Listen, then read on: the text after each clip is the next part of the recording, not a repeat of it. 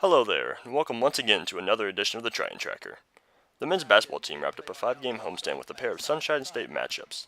The first came against Florida Tech on Wednesday as the Tritons fought through a back-and-forth battle against the Panthers.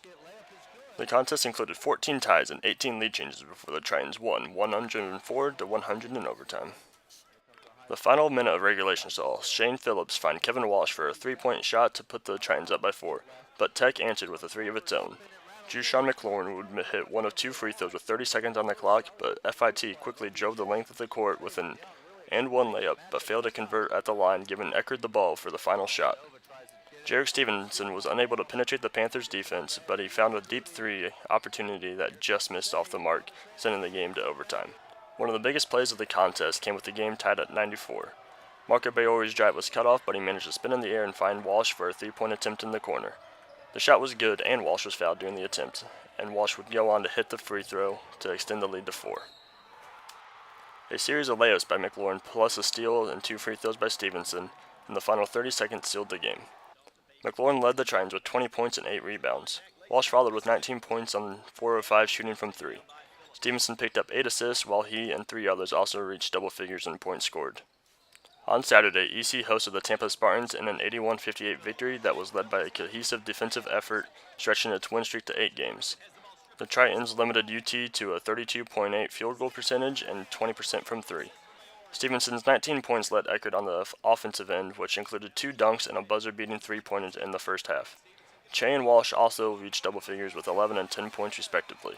Stevenson and Che each pulled down a game high of 6 rebounds, while EJ Moody and Trayvon Young added 4 assists apiece.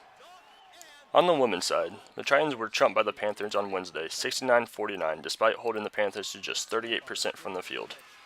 Eckerd fell behind early in the contest, but an 11-2 run cut the deficit to 7 by halftime. However, the shots stopped falling for the Tritons. Anna Deegan led Eckerd in scoring and rebounding at 12 points and 8 rebounds, while Ashley Folsom added 10 points off of the bench. Anxious for a chance to bounce back, EC managed to turn its play around against Tampa on Saturday afternoon.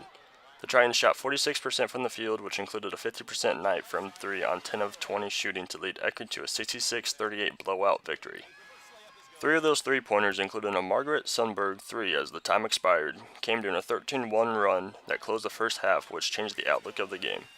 During that run, Eckerd scored on its last 5 possessions in the half. After the break, Eckerd scored the first 5 points and would then close the quarter on a 9-1 run with 4 consecutive possessions being scored. Defense was also key in the decision, as the Spartans were limited to just 28% shooting from the field and held their scoring leader to 0 points. The Tritons' defense currently ranks 3rd in the nation in defensive field goal percentage at 31.4% allowed. Sundberg led Eckerd with 14 points, while Folsom added 13. Casey Jade narrowly missed a double-double with 9 points and 13 rebounds, while Vicky Vine also added 9 points. With an at-large bid, the volleyball team entered the NCAA tournament against the defending national champion Tampa in the first round. The season came to an end on Thursday when the Tritons were defeated by the Spartans in straight sets 25-22, 25-19, 25-14. In the first set, Eckerd erased a 16-11 deficit as the team tied the set at 20-20 before Tampa's postseason experience took over. After falling behind 9-5 in the second set, the Tritons took command of a 13-11 lead before trading points over the next 7 rallies until UT tied the set at 16-16 before taking the set. Tiasha Kiltnick, Lauren Nelson, and Jaquela Baker all posted 7 kills, while Emily Shadow finished with 20 assists. Caitlin Simpson led the defense with 13 digs. Simpson's 544 digs is a new season record for the Tritons, while her 4.65 digs per set average ranks 2nd. Kiltnick ends her career ranked 10th in career kills and kill percentage, while Shadow's career ends with 4th most assists. Thank you for joining us once again. We will be back next week with more Triton news.